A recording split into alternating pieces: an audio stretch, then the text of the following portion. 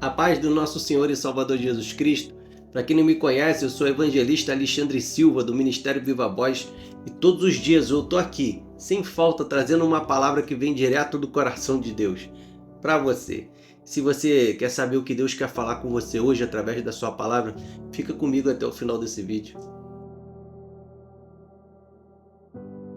Em Romanos, no capítulo 9, verso 9, diz assim: porque a palavra da promessa é essa: por este tempo virei e Sara terá um filho. E não somente esta, mas também Rebeca, quando concebeu de Isaque nosso pai. Porque, não tendo eles ainda nascido, nem tendo feito bem ou mal, para que o propósito de Deus segundo a eleição ficasse firme, não por causa das obras, mas por aquele que chama. Foi-lhe dito a ela: o maior servirá ao menor. Como está escrito: amei Jacó e odiei a Esaú. No capítulo 9 da carta aos Romanos, o apóstolo Paulo ele se aprofunda no tema da soberania de Deus e nos propósitos divinos que transcendem o entendimento humano. E no verso 10 ele menciona Rebeca, mãe de Esaú e Jacó, e destaca que antes mesmo dos dois nascerem, Deus já havia estabelecido o seu plano.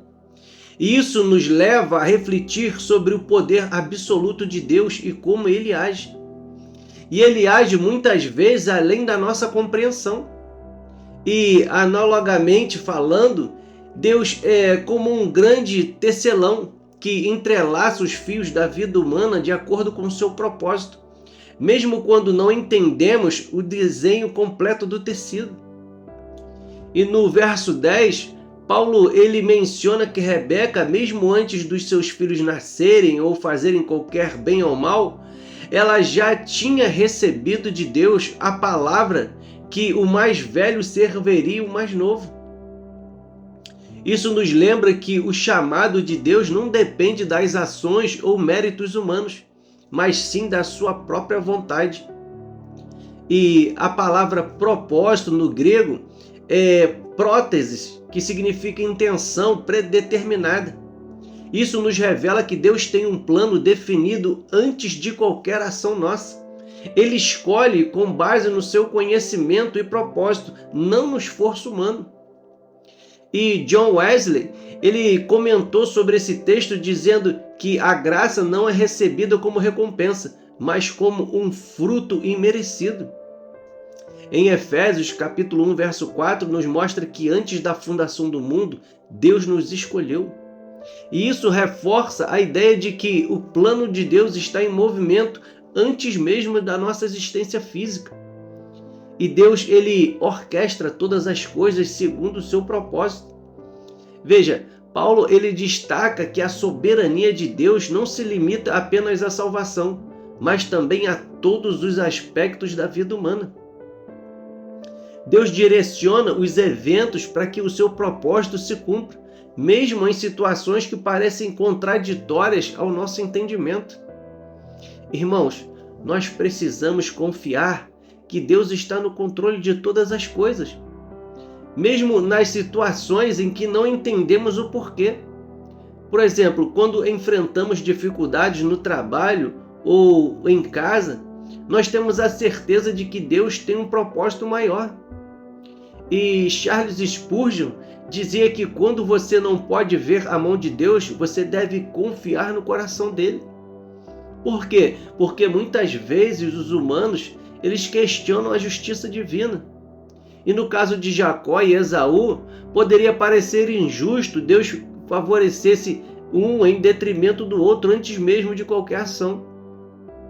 Mas Paulo, ele nos lembra que a justiça de Deus é perfeita e está muito além da nossa percepção limitada. Agora, imagina um quebra-cabeça com milhares de peças. Quando olhamos uma única peça isoladamente, ela parece que não faz sentido, mas quando vemos o quadro completo, entendemos a beleza da imagem. Assim é com os planos de Deus nas nossas vidas. E em Isaías 55:8 diz assim: porque os meus pensamentos não são os vossos pensamentos, nem os vossos caminhos os meus caminhos, diz o Senhor. Irmãos, tendo uma coisa, a soberania de Deus, ela não elimina a nossa responsabilidade. Embora Deus tenha um plano soberano, isso não significa que nós estamos isentos de responsabilidade, não. Ao longo da vida, nós somos chamados a responder à graça de Deus com fé e obediência. E mesmo sabendo que Deus é soberano, nós devemos nos comprometer com a obediência e viver de acordo com a sua vontade. Como podemos ver na história de Jacó, ele não foi isento de dificuldades, mas foi moldado por Deus ao longo da sua jornada. E Billy Graham, ele disse que Deus nos dá o suficiente da sua vontade para que possamos segui-lo de forma responsável, mas não tanto que ele nos obrigue. E saber que Deus está no controle de todas as coisas nos dá uma confiança inabalável. Porque em Romanos, no capítulo 8, verso 28, vai nos lembrar que todas as coisas cooperam para o bem daqueles que amam a Deus. Isso inclui tanto as bênçãos quanto as provações, porque tudo está sobre o seu cuidado soberano. E nas adversidades, lembra de que Deus já traçou o seu caminho. Eu vou repetir, Deus já traçou o seu caminho.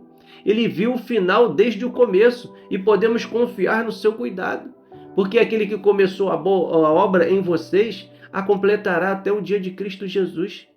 E assim como Deus guiou Jacó e Esaú, também guiará as nossas vidas até o cumprimento do seu propósito.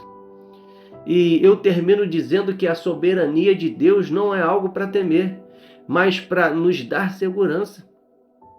Porque Ele conhece o fim desde o começo e dirige todas as coisas para o seu propósito perfeito. E nós podemos descansar na certeza de que, assim como Rebeca recebeu uma palavra profética sobre seus filhos, Deus também tem um plano para cada um de nós. E o meu desejo é que possamos nos submeter à vontade soberana de Deus, confiando que Ele está no controle de todas as coisas e que os seus planos são sempre bons, justos e perfeitos. Amém? Recebe essa palavra no teu coração em nome de Jesus. E se você gostou dessa mensagem, já curte, comenta e compartilha. Me ajuda a levar a palavra de Deus para o maior número de pessoas possível. Amém? Posso contar com a sua ajuda?